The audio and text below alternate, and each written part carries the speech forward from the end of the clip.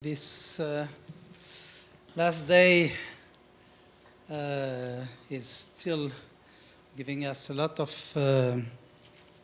high-quality talks. Stefano, when he's not fighting with opossums or playing beach volley, occasionally studies the smile of Vix options. So he's from Polytechnique, and the floor is yours. Thank you. So I'd like to join the other speakers in saying a big thank you to Georges and to the other organizers and to the staff at IMPA for the great job they've done with this conference. And thanks to all of you for being here after the Free Caipirinhas conference dinner, right? Special thanks to those who have been writing an article the whole night and didn't manage to be here on time. So this is going to be about volatility derivatives, okay, and specifically derivatives on VIX, on the VIX index. We have heard about Monday morning in a class of models that we call forward variance models, and specifically a subfamily that has driven some attention recently, which is the family of rough forward variance model, and I will describe what this is. Okay, so I'd like to start by revising with you the most primitive example of volatility derivative, which is the building block of the model, and this is also allowing me to fix my notation, right? So I'd like to remind you quickly what a variance swap is, okay? So in option markets, we have variance swaps that are swap contracts, which are written on future realized variance of a reference asset or index, okay? Which means what? Which means that taking a long position in a var swap with maturity capital T, and you take the position at time small t, means that at maturity you will receive what we call the annualized realized variance of the asset, okay? So take the increments of the log of the asset, square them, and take the sum. Of course, this needs to be done at a certain time of the day, every day. Typically, you take values of the close at each day. Sum those over all trading days, and then annualize this quantity by dividing my maturity expressed in years, right? So if time to maturity is 3 months, you will divide by 1/4. And if time to maturity is 1, you will divide by 1. Okay, good. So you will receive this. It's a swap. You need to pay something in exchange. And what you pay is, as usually in a swap, a certain amount that is fixed today, okay? So my notation will be V for variance, okay? This quantity has the size of a variance, right? Because this is a number, and I divide by time, so I have a variance, okay? So I'm receiving a variance and paying a variance. This is my notation for what we call the fair strike, typically, of the variance swap. Where I enter at time t, and the maturity is capital T, okay? This is also called sometimes variance swap variance, okay? Even if this is not the variance of a random variable, this is just a number which has the size of a variance, and it is related to the variance swap, okay? And as usual, once again, with swap contracts, it is set, this number is quoted today on the OTC market so that the price to enter in the variance swap today is 0. Okay, so receive that and pay that. Otherwise, short position in the variance swap would be, of course, the opposite. You receive this amount and you pay this random amount, okay? So if we have variance swaps, we can fabricate or synthesize forward variance swaps, okay? Which means contracts that will pay me the realized variance, not from starting now until a certain maturity, but on a future time interval, okay? So the simple picture related to this slide will be, okay, we have two maturities, T1 and T2. And I'm sitting here today at time T, small t, okay? And, well, okay, since realized variances are additive over time intervals, okay, if I receive the realized variance here and I have to pay the realized variance on this interval, the difference of the two will be exactly the realized variance over this interval T1, T2, right? So this is essentially the content of this slide, okay, where we are saying that if I go long a var swap with maturity T2 and short the other one, okay, there's specific constant in front, okay, so that I de-annualize my realized variance, okay? So this is not so important to focus on these constants, okay? But I de-annualize, and at the end, what I will get at T2 is exactly what I said, okay? The difference of realized variances, okay? So I will, just by going long on a variance swap and short on another, I have obtained a contract that pays me the annualized, if I annualize it in my constants, realized variance over T1, T2, okay, here, minus a certain amount, which depends on what? Which depends on what I will have to pay here and what I'm receiving here, right? V T, T2 here, and V T, T1 here, right? And there's a certain combination of these strikes of the variance swap, okay? But so what I obtain in the end is what we call a forward variance swap, such that the price to enter this contract now at time small t is still 0, okay? I've just taken a combination of contracts whose time t price is 0. And this object is what we have to use as the fair strike of this forward variance swap, okay? So this is the second notation of my talk, okay? V3 time indexes, small t, this is a quantity that is fixed at small t. T1, T2, okay, are the two maturities of this forward time interval, okay? Exactly as if I was working with a LIBOR rate on T1, T2, okay? But what I'm receiving are not rates, are variances, okay? So, okay, let me go a little bit quicker here. Now we are working with these objects, okay? Forward variances, okay? And now I'm reminding quickly the argument that leads us to say that forward variances needs to be marked as under a pricing measure, okay?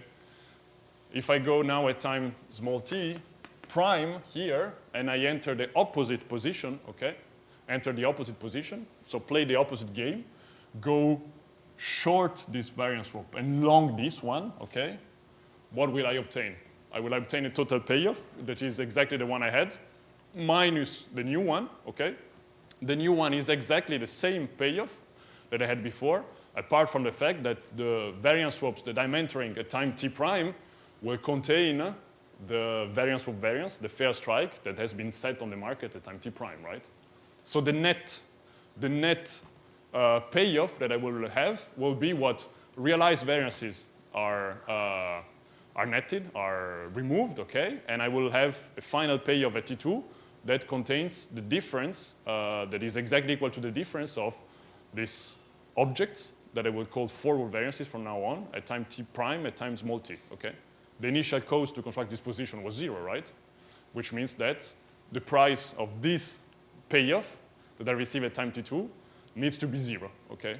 At time small t, okay? And otherwise said, under a model where prices are expectations under a certain measure, this means that this object, okay, once again, and last time I stress it, for fixed T1 and T2 needs to be a martingale with respect to this time index here, okay? Which is a remark that goes back to works of Dupia in 92, 93, okay? Forward variances can be traded, okay? That's a sentence that we usually hear. And how they can be traded? Well, they can be traded with this kind of place on variance swaps, okay? So if you have digested my two notations, you can maybe receive a third one, which is the instantaneous forward variance, okay? Which will be the main object of modeling, which is psi small t capital T. Okay, so what is this? That's exactly the analogous of instantaneous forward rates as defined from LIBOR rates, okay? So you take the variance swap variance, okay, the fair strike of the variance swap, and you de-annualize it, and you differentiate, with respect to maturity, okay? And this, I will call it psi, so once again, small t. This is something that is observable at time small t, and capital T is the maturity of the underlying variance swaps, okay? With this object, this is instantaneous forward variance. My forward variances of spot, so starting now small t, or on a future time interval, T1, T2, are just integrals of this quantity with respect to the maturity index small u that is over there, right? I'm integrating with respect to u, okay? So again, you can think this is the analogous of instantaneous rate, and this object would be the analogous of LIBOR rate over the interval t1, t2, right? Okay, so a stream of modeling, this is related to an asset, right? So I have an asset, and this is modeling the forward variances, okay? So the market quote for forward variances for the realized variance of this asset, okay? This is related to the price of the realized variance of an asset. So I can decide to model the asset and then go down to variances, or I can decide to go the opposite direction to model these forward variances standalone, okay? And then to go up to a model for the spot, okay? Either top down or bottom up, as we like to say in this context, okay? And this is the stream of modeling that has been initiated, again, as I said, by Bruno Dupier in 92, 93, and then much developed by Lorenzo Bergomi, by saying that, well, I want to put a model on this object, okay, on this forward variance, which is driving the price, which is driving the quotes of variance swaps. I want to model it with what? With a positive quantity, because it's a variance, and with a martingale, okay? So simplest choice is a Lognormal process, okay, which has a certain time structure, okay? So in completely analogous way to what we do to what we have heard about commodity markets, okay, or in any situation where we have a futures market, okay, and we are modeling futures or forwards with a certain maturity, okay, and they evolve through time, okay? So here, this modeling contains a certain kernel, okay, that depends on maturity, exponential kernel. And what we are saying, okay, we are saying we are using a very simple equation, right? Okay, so take this kernel, okay, and consider this SDE. For every fixed t, the solution of this SDE is a simple log-normal process, okay, that we can write immediately.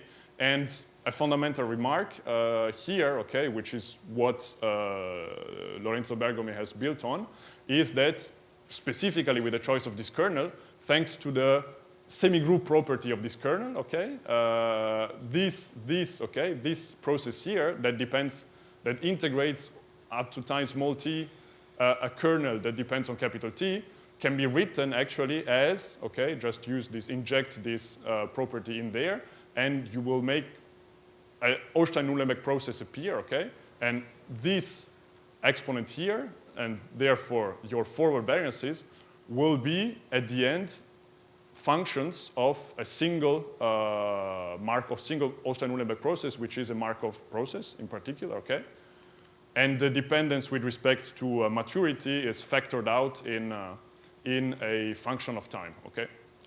Which is precisely what we mean when we say that for every fixed t, my forward variance curve, okay, so the curve of forward variances from time small t on, is written as a function of one single Markovian factor x, okay?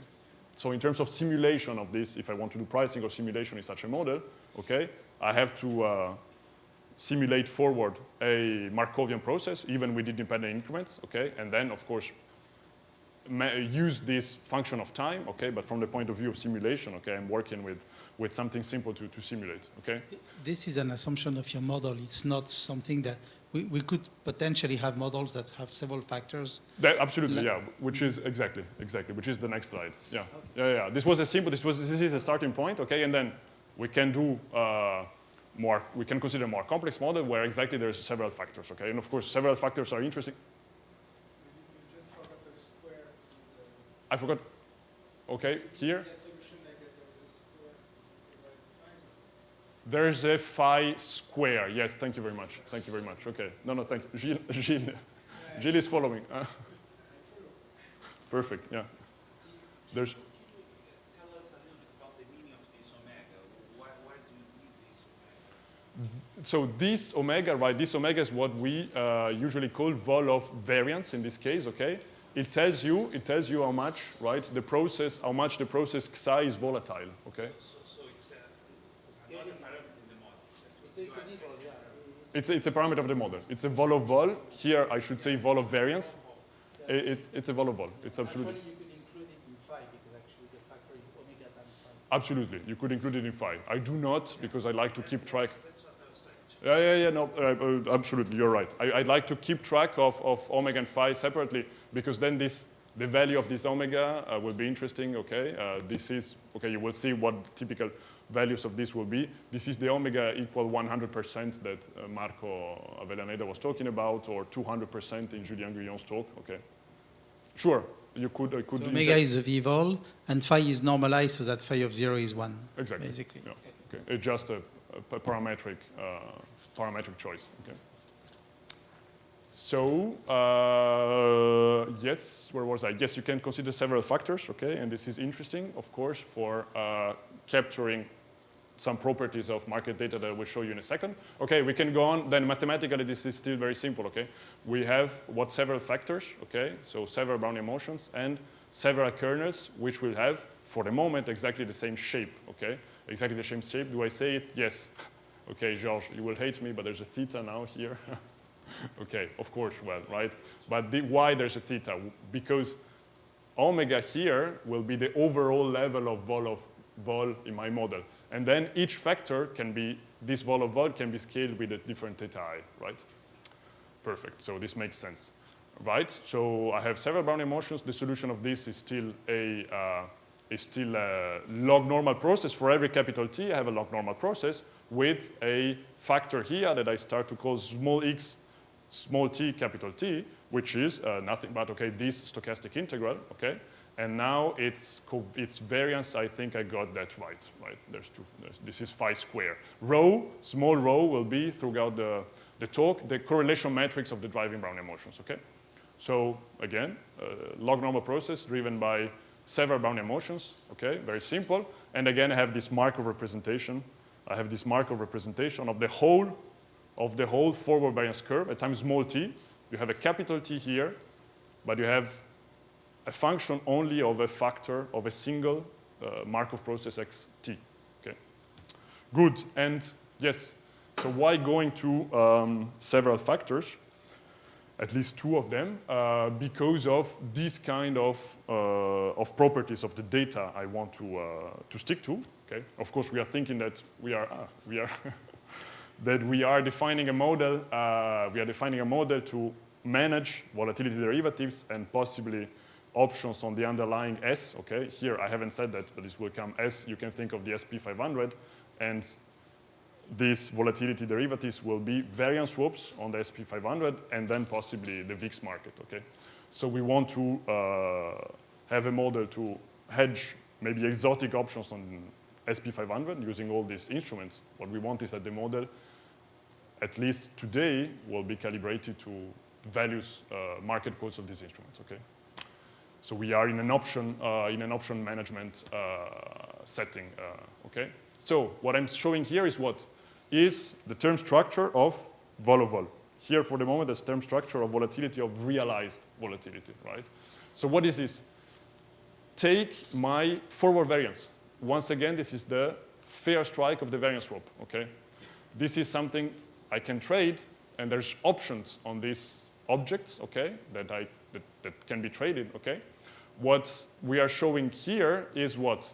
Take this variance of the variance swap, take the square root, so this is what we call variance swap volatility, and we can what? Observe. So first of all, we can observe historical volatilities of this object, okay? We can time series of these objects, okay, of these quotes, and can observe historical volatilities. In what case? For very small t, okay? For short t, but as a function of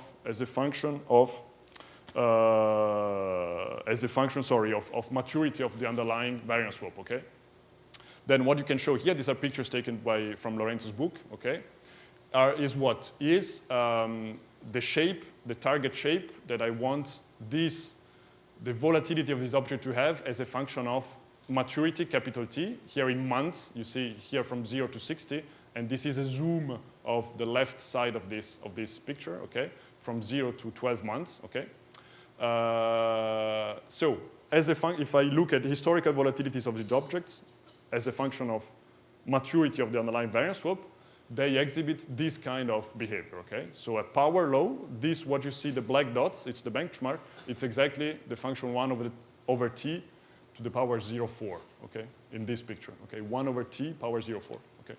Then, as Julien said, these historical volatilities, okay, what about implied volatilities of this object, okay? You have to think of the implied volatility of an option on the variance swap volatility, okay, if you have followed me until now, right? Then either I have quotes of options on this object to observe the implied volatilities and look at the term structures. This can be done. There's a few quotes, maybe not so liquid, right? So not so reliable. So as Julien already mentioned, well, at least what Société Générale was doing, right, is to say, okay, we have historical volatilities. What we do to be cautious, we just, if we have a positive exposure to volatility, we just raise the implied volatility, the levels of these implied volatilities of volatility in our model, so that as long as they are higher than the historical one, okay, our hedging error will be on the good side, right? If you have to say, as Julien would say it, if you have positive VOMA, positive second derivative with respect to volatility, you want your implied vol to be higher than the historical one, right? So that your hedging error, think of the tracking error as the integral of gamma. Here you will have the integral of VOMA, second derivative with respect to volatility, will be positive, will be on the right side. Okay, so in any case, this is our target term structure of volatilities in the end in the model, okay? So this is the benchmark, and here Lorenzo Bergomi is showing us that his model with two factors, two Brownian motions, two exponential kernels, okay, is, and then what, with different set of parameters. So here there's already quite a few parameters. There's rho. Rho is what? Rho is the correlation, here we go, between these two Brownian motions, W1, W2. And then there's other parameters in there, right? There's rho, theta1, theta2, k1, k2. So this is already a function that depends on 5 parameters, okay? What Lorenzo is showing us is that with different set of parameters that correspond to these different colors here, his model, Bergomi's model with two factors, is able to fit this term structure, okay?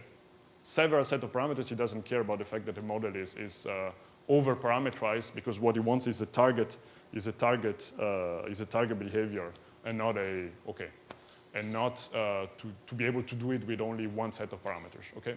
So, again, target term structure of volatilities, okay? So now, and recently, a few authors, I should speed up, we have heard about rough Bergomi model, right? What is rough Bergomi model? It's exactly the equivalent of what we had before, okay? Remember that my h small t capital T is the covariance, is just the quadratic variation or the variance of this Gaussian process here, okay, nothing more, okay? Now there's authors that I'm going to cite in a second that tell us, okay, so why don't we consider the model where I still have a Gaussian process, and which is the integral of another kernel. So let's just change the kernel, this slide is telling us, right? And let's take a power kernel, okay, and power kernel that contains a negative power of time, okay, 1/2 minus h, where h is close to 0.1, okay? So this has been introduced by Fritz and Gerterl recently, okay? On the bad side, this model doesn't have a Markovian representation anymore, okay? This Gaussian process, I can't write it as done earlier as a deterministic function of a single Markov factor, okay? Because I'm integrating, right? This is this is exactly a two-time process, right? I'm integrating up to t, a kernel that moves as capital T moves, okay? Then on the good side, I'm going to comment more on that. Okay, this model, I will show, is able to capture this behavior of vol-of-vols with only one factor instead of two, okay? So if we speak of parsimony of parameterizations, we are happy of better describing or better understanding the market data, at least, okay, implied market data with fewer parameters, okay? This is what this model is doing. It's doing it with one parameter and maybe two with omega instead of several ones, okay? This is, then we can care about that or not. Yeah, sure, Julien. Just a quick comment, it's not only parsimony, it's the fact that when the maturity goes to 0, in the two-factor Bergomi model, anyway, you have a finite limit. Yes. Whereas in the rough model, Right. What Julien has said is that Okay, in this two-factor Bergomi model, in any case here you will have this curve in the model will have a finite limit here. Okay, this is exactly, you see the Marco Avellaneda's 100% vol is here. Julien higher vol is there, 150%. Okay, what Julien is saying is that in Bergomi's model this will in any case goes to a constant, while in this rough model, thanks to this power, okay, this curve will explode here. Okay. Then my comment is that we can care or not about the fact that this curve explodes, right? So why should we want this vol curve to explode for maturities below a few days? Okay, we can. Yeah. Because you want to calibrate to both VIX market and SPX market. And because the skew is extremely large for short maturities. I think it's very interesting to have a model that. Right, okay, in the sense that you don't have to stretch your parameters. In Bergomi, you have to stretch your parameters to have a very large parameter, while here you have already a function that explodes. So, okay, it gives you, fair enough. The time stability of the parameter of the model mean that the model is stable through time, so means also that you can hedge. Because if you have a model and you have to readjust the model all the time because you have because the model structurally has time-dependent parameters, it's not a good model. Sorry, I missed the last If bit. you have a model for which you have time-dependent parameters and the time dependency of parameters is structural inside the model, then that means that when the time evolves, you have to readjust your model all the time. Fair enough, So fair enough. Yeah. This goes even beyond what I'm saying here. Okay. The stability of parameters in a model Sure. is crucial for hedging. This is an important issue. Right. So this is a dependence with respect to maturity. Okay. This is cross section. So today I have a model which has a term structure, and then the important issue is, as you say, what happens to my model in 1 week, okay? But this is something we're not addressing here, okay? So I should probably go on otherwise. Okay, then, as I said, now we are working only with these variances, okay? We are at this level, we want to go up to a model for the underlying, okay? This can be done by defining a stochastic volatility model, okay? Where the instantaneous stochastic volatility or variance here, what I call VT, is nothing but this process computed at time t, small t and small t, okay? Why this is a model of the underlying that is consistent with my model for variance swaps, because now I have a stochastic volatility model, okay, apologies. I can look at what the price of the log contract in this model is. What's the log contract? It's log of ST divided by the forward, okay, and -2 over time, the -2 comes from the 1/2 in the ethos formula for the logarithm, okay, that's an exercise you have all done several times probably. The price of the log contract in this model is what, okay, by applying ethos formula to this ethos process, okay, I have the expectation of integrated instantaneous variance, okay, and now I have the expectation the conditional expectation in the model of this process, psi u, which is a martingale. For every fixed u, this is a martingale with respect to this time index, okay? And so I have the integral of psi ut, okay? Good.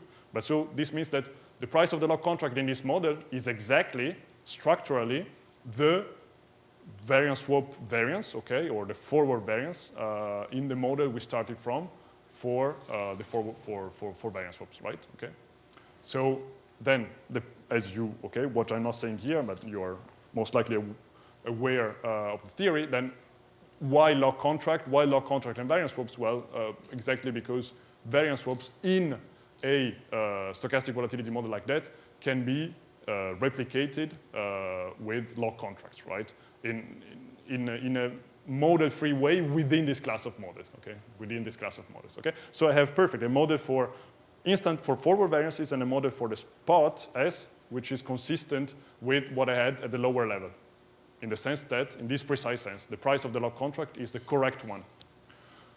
So why are we speaking of rough models? We're speaking of rough models because this model suggests this rough Bergomi model, okay, which has this advantage of exploding term structures, okay, that Julien has just highlighted.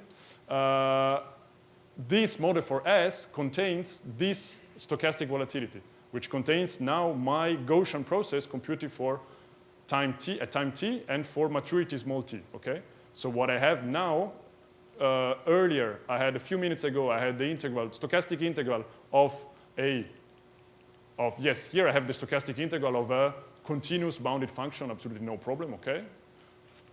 Here I have the stochastic integral of a function that remains L2, okay? This function is L2 for every fixed t, but now as t moves, okay, I have a process where the upper bound of the stochastic integral and the value of t in the kernel move, okay? So this process now has a different nature, okay? This is what we call a Volterra process, okay?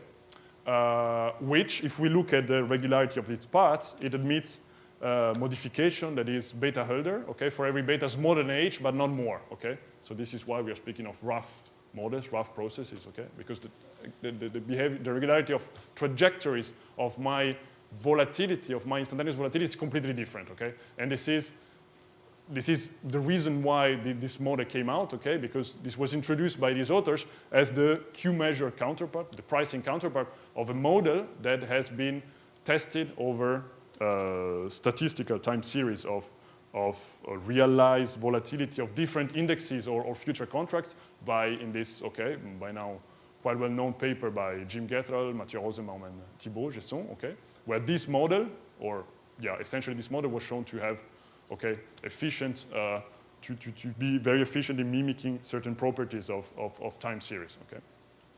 And in particular, this low regularity of the volatility process was one of the key features of this model and then of this one. But so this now, the upper side of this slide is under the pricing measure, right? Which is what I'm going to consider so far, okay? So I have to decide what to talk about, I guess, okay? So this model has, we have only spoken of term structure of volatility for the moment. We can look at what happens for the implied volatility of the SP500, right? There's a certain skew, okay, which we can, the skew is the derivative of the implied volatility with respect to log strike, okay? Which empirically is observed to behave like that, okay? There's still this power t, time to maturity power 0.4 that is there, okay? This is a plot, okay, taken from this article of how the absolute value of this amount of this Q behaves as time to maturity go to 0, okay? Then I guess I could discuss of this again with Julien in the sense that, okay, well, then this is a region where your implied vol data is very noisy, right? So, I mean, Vega is, so it really estimates. There is a natural skew by a factor 0.5 and not 0.4, simply by the rescaling, basically. If you consider that the volatility is a function of the moneyness, then the skew will naturally decay like square root of time. So, in fact, the interesting part in here is the fact that the exponent is 0.4 instead of 0.5. Am I right? Or instead, rather, the other way around. So there's some time dependence to really look into for the implied volatility. It's 0.4 instead of being 0, rather, okay? So classic, what I mean is that in any classical stochastic volatility model based on diffusion, Heston, Saber, blah, blah, blah. Yeah, but those are wrong. I mean, when you calibrate surfaces, the volatility is truly a function of the moneyness. Sure. I mean, okay. Well, let's discuss better about that later, okay? So, of course, every model is wrong. What happens in classical models that have been discussed, used so far, this object, the skew of implied volatility, the money, has a finite limit, okay? This would go to a finite limit, okay? And while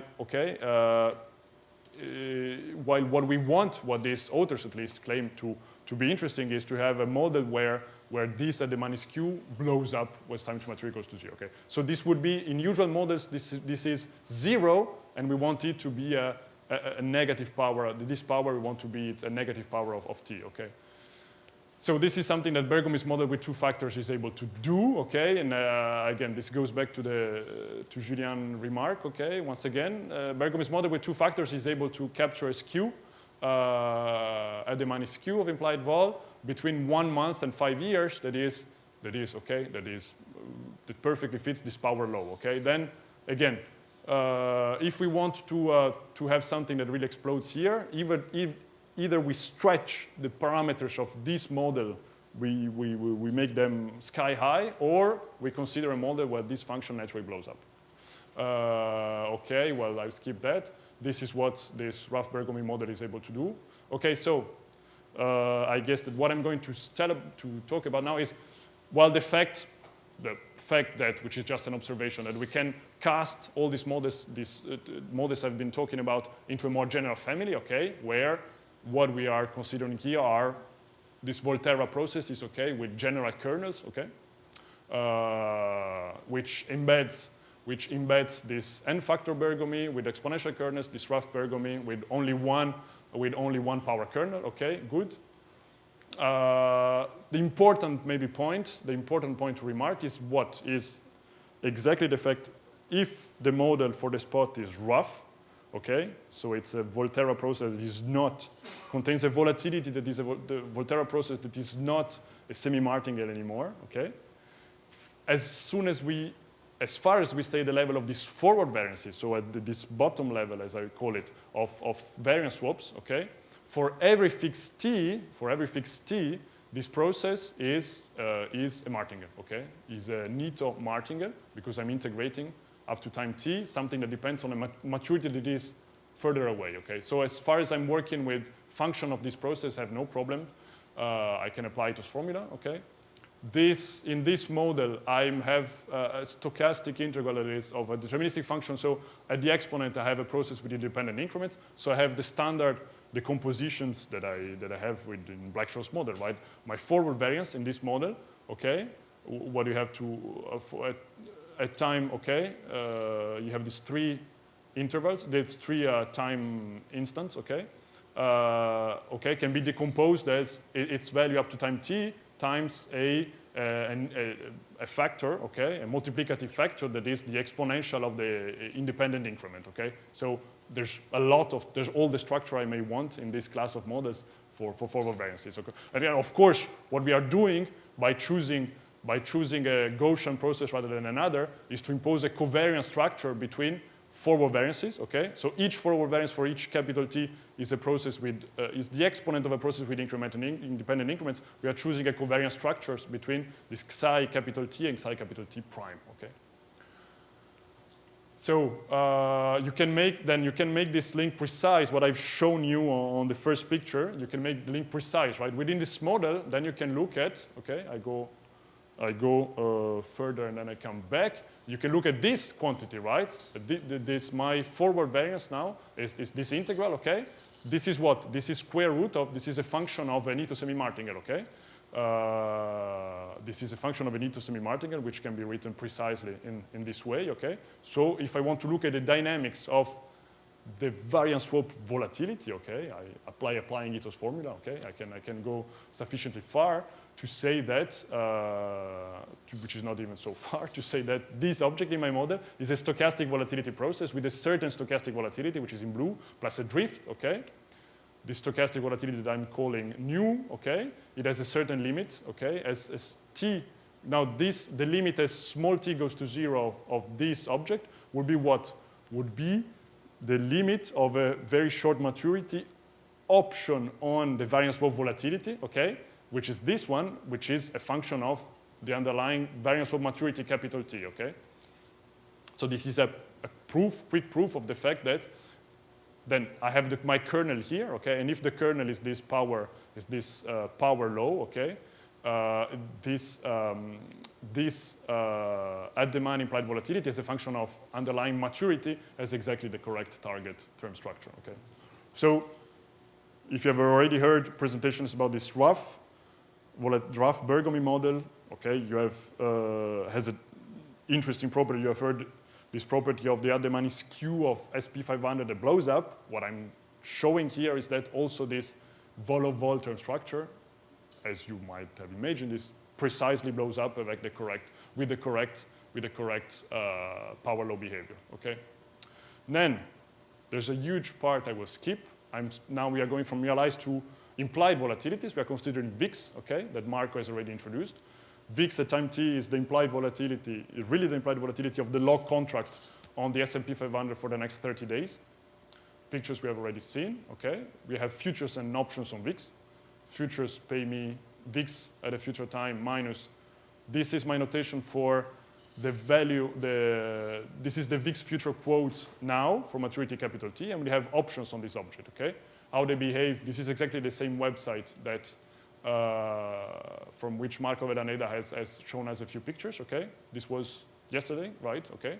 So VIX is there, and the term structure of VIX future is there.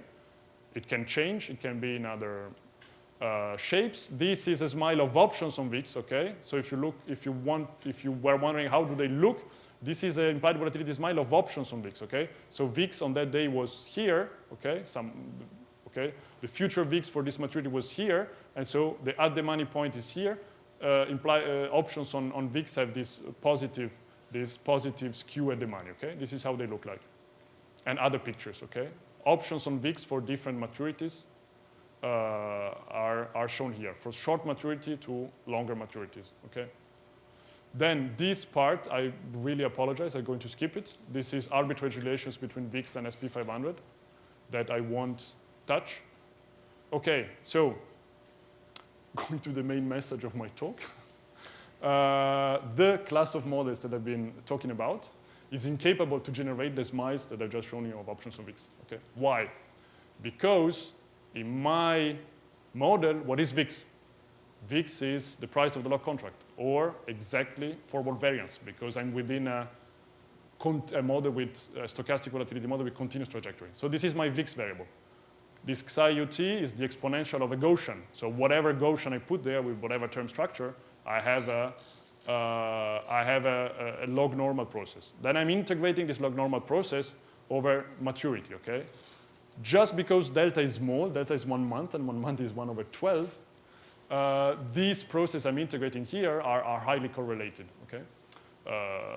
So in the end, in the models I've presented with those choice of the kernels, this random variable here is not log normal, but close to log normal. And I think into a large literature that we have seen in other contexts of sums of log normals. Are sums of log normals log normals? No, okay, but depending on the situation, they can be close to log normal.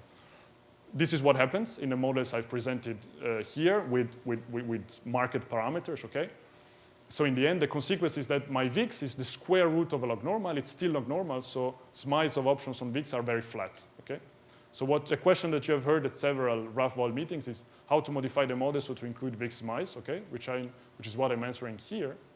And the answer is that it's not complicated if you have read Bergomi's articles, okay? Then you go to a more complex model, okay? Then you say, why starting from exponentials, okay?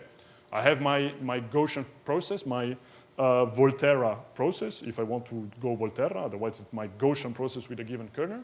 And I consider a function of this, okay? So in analogy with what we call Markov functional models in interest rates, okay? This is a function right, once again, for every capital T, this is a function of a martingale, okay? We want to choose the function f, and there's 2 conditions that we have to impose. The initial condition here, the fact that initial term structure of forward variance is given, okay? So this function needs to be 1. And then, as simple as it can be, this process needs to be a martingale. It's a Nito semi-martingale. So if I want it to be a martingale, I'm imposing that its drift is 0, okay? So what I'm working with in the end are, so the task I'm discussing here is finding a function. For every maturity t, find a function ft, which is the solution of this linear parabolic PD, okay? Where my kernel appears here, and I'm not specifying initial or final condition, I'm just giving the value of the function at one single point at time 0, okay? So, of course, there's infinite solution of this. Simple application of Feynman-Katz theory tells me that all the smooth solutions of this problem 1, I can write them as in terms of their final condition, right? In terms of their final condition, so I can write a function in terms of expectation of its final condition, computed on a Gaussian random variable with the correct variance, okay? And then I'm looking for positive functions that satisfy 1, positive because they want forward variances to be positive over there. And, okay, so this will be parameterized by choice of positive finite condition, okay? And then I can go and find my favorite ones, provided that what I want to have in the end is an explicit function f, right?